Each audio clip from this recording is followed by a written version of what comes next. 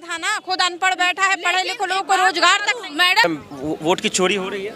100% vote की चोरी हो रही है सर, वोट की चोरी हो रही है, तभी तो इतना बड़ा राहुल गांधी जी खुलासा कर रहे हैं। आप लोगों को आप एक बात बताइए, देश का चौथा स्तंभ मीडिया को माना जाता है, लेकिन मीडिया उन्हीं की है, किनसे बात करेंगे, क्या करेंगे, इसलिए सड़कों पे आ गए। एक यूथ कांग्रेस या कांग्रेसी सड़कों पे नहीं आए हैं, आम जनता, इस भारत की आम जनता रोड पे आ गई है। अभी मुझे इतना मारा गया, घसीट के मुझे अपना क्या कहते हैं बंद कर दिया गया था। कौन मारा? पुलिस वाले मुझे खींचा तानी हुई, हमें घसीटते हुए लेके गए, वहाँ पे बंद कर दिए थे वैन पे। लेकिन क्यों?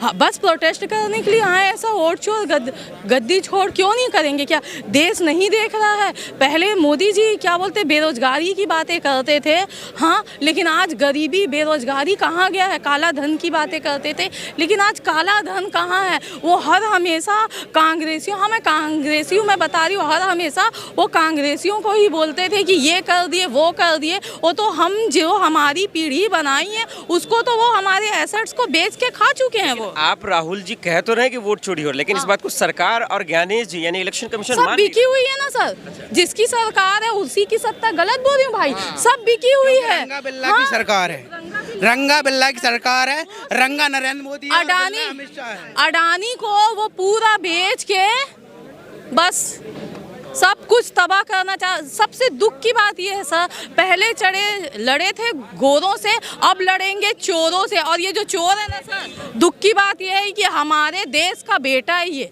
दुख की सबसे दुख राहुल की जी बात कह रहे हैं कि वोट चोरी करके पीएम पद पे मोदी जी बैठे। बिल्कुल सही है, वोट चोरी ही हो रही है। आप देखो ना, बिहार में देख लो आप, कितने परसेंट वोट डली हैं और कितनी परसेंटेज वोट निकल रही हैं। तो बीजेपी कह रही है कि आपने यात्रा किया बिहार में, फिर भी तो हार ही गए। नहीं तो बीजेपी ने हारेंगे, बट ऑब्वियस से हारेंगे।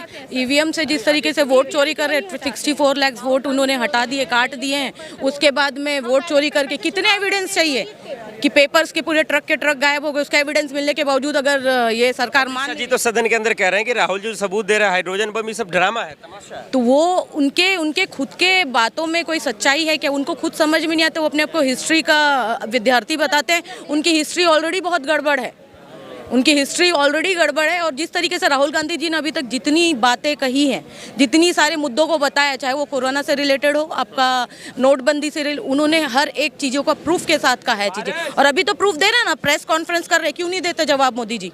अमित शाह, ये हमारे देश का प्रथम प्रधानमंत्री है जिसने आज तक के प्रेस कॉन्फ्रेंस नहीं करा है। इन्हें किस बात का डर है, किस चीज़ से ये डरते हैं जो आज तक के प्रेस कॉन्फ्रेंस नहीं किए? 2 करोड़ युवाओं को रोजगार देने की बात करते थे, कहाँ है? बोलते हैं पकोड़े तले अनपढ़ हैं क्या? जो युवा अनपढ़ चाय बनाता, वो जो चाय बनाते थे, आज तक के उस स्टेशन का पता ही नहीं है। Thank you. लेकिन एक सवाल है कि 56 इंच का सीने वाले कहे जाते हैं, वो क्यों डरेंगे? वोट चोरी कर करके अपनी सरकार बना रहा है। क्या होगा? आप ये देखिए ना, सिंगरौली के जंगलों को जाके देखिए, पूरे आदिवासी को जंगलों को। बोलूंगी, जब मोदी डरता है पुलिस को आगे करता है। और आज इस बात को मैं बोल दूंगी, सरफरोशी की तमन्ना अब हमारे दिल में है। देखना है जोर कितना बाजुए का दिल में है। और लड़ खुले मैदान में ईवीएम के बिना तब बताएंगे, सफा चट हो जाएगी बीजेपी।